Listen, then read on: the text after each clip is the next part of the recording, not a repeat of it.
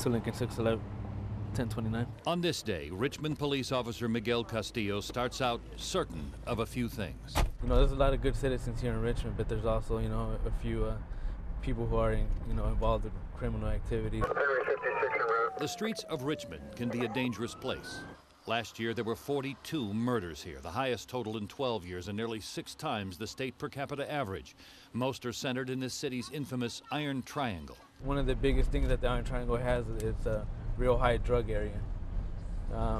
And only a certain kind of people are allowed to sell out here. If you're not from this area, you're not welcome here, and you're not allowed to sell drugs here. And, you know, that's probably one of the things that starts up a lot of the feuds. Officer Castillo watches these streets for anything that might indicate illegal activity. Nearly 600 people went to jail last year here for drug dealing, accounting for 13% of the city's total arrests. This year's arrests are up slightly. What are you doing here, man? Just woke up, came Stick your hand up. He knows many of the people who work the streets on Lower McDonald Avenue. He knows who lives in the area, and he knows who doesn't. What you see a lot of out here is a lot of people coming from various cities. Vallejo, Rodeo, San Pablo. They come out here and they conduct their business out here. You know, as you see, there's not that many houses out here. So they just come over here, do their business, leave at the end of the day, come back the next morning. So what am I going to jail for? For loitering. For loitering, and I was just walking across the street? I'll be 1019 for booking. As soon as we come into the intersection, he starts walking away. Every time we come by here, he's always walking around the park or going inside the store and coming back out. He's gonna be charged for loitering in the drug area. I know his history, and I know he's been arrested before for narcotic dealing.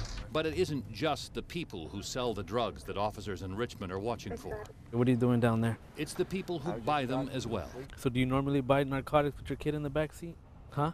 No, sir. I found some syringes, a lot of drug paraphernalia, hollow straws, broken plastic pens, and also found some suspected crack cocaine in there. For any parent to put their child in that type of danger or have their child present when they're engaged in that type of activity.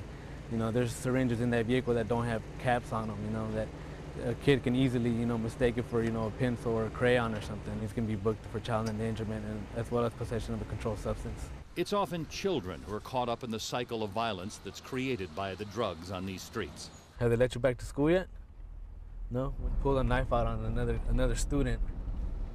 So he was suspended from school. From what I've seen out here is like the younger teenagers. 18, 19, 20, and as young as you saw now, 9 years old.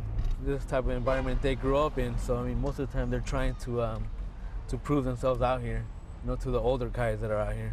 Most of the time it's just juveniles selling for the adults here, because they know that juveniles, even if they're caught, they get a lighter sentence.